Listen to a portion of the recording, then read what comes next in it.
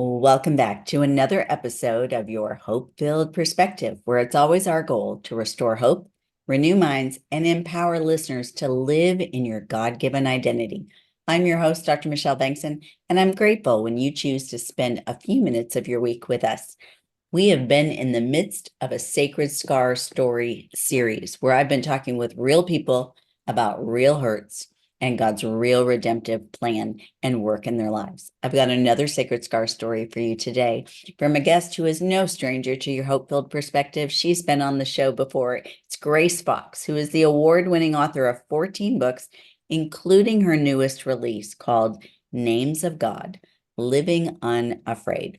She's a member of the First Five Bible Study Writing Team for Proverbs 31 Ministries. She co-hosts the podcast Your Daily Bible Verse, and she co-directs International Messengers Canada, which is a missionary sending agency with 300 staff serving in 30 countries. She and her husband, Jean, live full-time aboard a sailboat near Vancouver, British Columbia, and that's where she's coming to us from today. Welcome back to the program, Grace.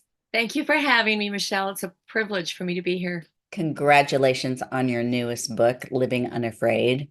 I love that title, and I love the book. You know that I do because I endorsed it. But we're And actually, I'm grateful. I'm grateful that you did. Thank you for doing that. I love your work. But today we're actually going to talk about your Sacred Scar story, because what I found over time is that frequently God gives us ministry opportunities that come out of our past experiences of pain and woundedness. So would you share, was there a significant event or experience in your life that caused a wound, either physically, emotionally, relationally, spiritually, or maybe some combination? I sure did. It was a time when my husband and I, our family, worked at a year-round Christian camp, and that was an 11-year period of time. We knew that we were to be there. God had made that abundantly clear, but what we didn't realize was the nature of the fellow who was the director at that time, and he just seemed to have a struggle with women who demonstrated leadership qualities. And so if he didn't know what to do with me, I wasn't a full-time stay-at-home mom. I couldn't work full-time at the camp because my kids were at an age where they were involved in extracurriculars, but they couldn't drive yet. And there was a ferry between the town where they attended school and where the camp was. And so I was constantly on the ferry back and forth. It took a lot of time. So I worked as often as I could at the camp, even though it really was primarily my husband's responsibility there as program director. So I did what I could, and then opportunities came to speak over time, and I just felt like God was asking me to write, and so that's where I actually wrote. It's like my first 3 or 4 books. But this director just really didn't give me opportunity to use those gifts, and so I just felt a lot of shame because people would say to me, "Well, there's this women's retreat happening there, or mother-daughter retreat, and why does he keep bringing in other speakers when you're right there? You live 30 yards from the place where they're holding the meetings. Why doesn't he just ask you?" And I had no answers for that. So what did that do to you? In what way did that hold you back or cause shame or fear or even limit you from walking in freedom to be there and to have the gift, Yeah. but not to be used to your fullest capacity in those giftings? There was a deep sadness. I lived with a deep sadness in my heart. I lived with that sense of rejection and a Mhm. sense of what's wrong with me? There must be something wrong with me. Yeah. And so, and embarrassment too, when people would ask me these questions. And so I didn't know how to respond. There were a couple of times when college age girls came to me, the ones who came for spring staff before the whole summer program got rolling. And they'd say, "Look, we have, say Monday evening off. Could you lead us in a weekly Bible study?" And I didn't want to do anything against the director's desires, with his scheduling and his purposes for the staff. And so I asked him for permission to do that. And the first year he agreed reluctantly, and the second year he just shut it all down. And I struggled with that. Again, I thought it must be me. It's all about Right. me, and there's something wrong with me. And so I definitely did not have opportunity to practice those gifts that I felt like God had given me. And then I thought too, maybe I'm misreading God. Maybe maybe I don't have these gifts. So, where do you go with that shame, with that insecurity? How did Mm. God heal that wound and form a sacred scar and use this for good? Because I would imagine there are a lot of listeners who are listening right now and thinking, oh my goodness, I've experienced the same thing. It's almost like Jesus not being able to heal in his own town. So, how did God Exactly. heal that?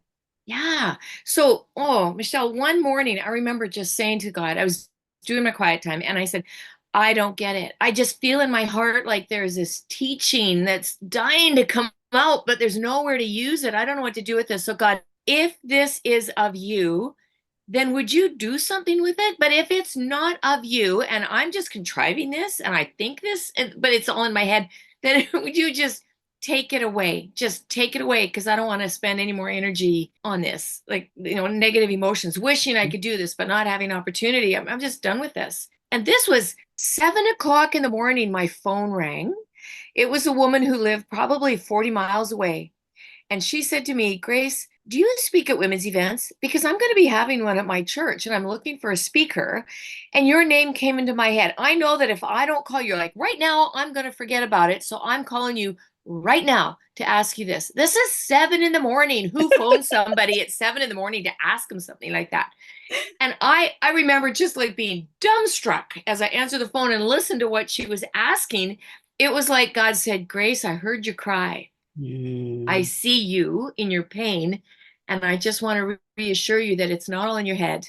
You do have this gifting, and I'm going to bring it about in my time. But Michelle, you know what? In the meantime, and he did eventually. All of a sudden, speaking engagements, when my first book was released, speaking engagements started coming in. So there I was flying in and out of this place to go speak to groups that were inviting me to come when I wasn't welcome to speak in my own place. But I cleaned a lot of toilets and I scrubbed a lot of pots and pans, spent a lot of time in the dish pit, and I baked dozens of birthday cakes for kids that came for summer camp and for the counselors that were there through the spring and the summer. That was kind of my job. And so I really developed a lot of humility about that and just patience in waiting for God to bring the dream to fulfillment. so you served, but not in the capacity that seemed like it made the most sense. Did anything ever change with this director of the camp? Not in our time there. And he actually was diagnosed with melanoma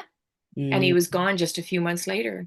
It's wow. interesting because the next guy that took his place, it came on in the spring and they needed a speaker that spring for a women's retreat that our camp sponsored. And he had been on staff. He'd witnessed all of this for years. He was on staff before we were. So he'd seen everything that went on. And I remember when he came to me in the garden one day and he said, Grace, I need a speaker for the women's retreat coming up. And I think you've waited long enough. Would you do it? And that's how it began. And so there have been a couple different directors since then, and they've all invited me back to speak at that place on, I call it my old stomping ground. But I just learned from that if God plants a dream in your heart, you need to not rush ahead. God's got a time for that, and he will bring it to pass. But there's a lot to be learned in the journey of getting there as well. Hmm. That reminds me of the scripture grace where it talks about us being faithful in the small things, Mhm. and then God can entrust in us the bigger things. And that is what you did by scrubbing the toilets and working in the cleaning the dishes and making the birthday cakes. You were faithful in the small things while you waited for God to bring this dream that I think He planted in your heart to fruition. How do Mhm. you look at that now in terms of what flipped the switch for you? How do you see that God used that painful trial to now serve a redemptive purpose? That's one of the themes through my book, Sacred Scars, is that Jesus's scars hold the redemptive purpose of showing us that he was who he said he was and he had done what he had said he'd done. And I think God redeems our wounds and brings about sacred scars. How have you seen that come out of this experience for you? Yeah, he has certainly brought that dream to fulfillment. It's not been easy, but I think he needed me to learn perseverance because what Mm, I do now requires perseverance too. And there have been times, seriously, when I've thought, maybe I'm done. Maybe I'm done with writing, speaking. And if I am, I'm okay with that. but he has encouraged me again in different ways to just keep on going. And so I have to trust him. Perseverance is important. I can't do this in my own strength. I don't want to try to do it in my own strength. It's done in his strength. And it's given me an empathy for other women who are younger than myself, but they also feel like God has put a dream in their heart. And why isn't it happening? Why isn't it happening? And I can share with them, be patient, don't give up, because if God is in this, he will bring it to pass. And again, it's the lessons learned along the way that really matter. It's the character we learn in those hard places where we don't want to be there because it hurts, but it's the character that we learn in those places. And I can come alongside these younger women and encourage them that it's going to be okay. If God's in us, he's got this. Yeah, I think about the waiting time that Joseph had and that David had.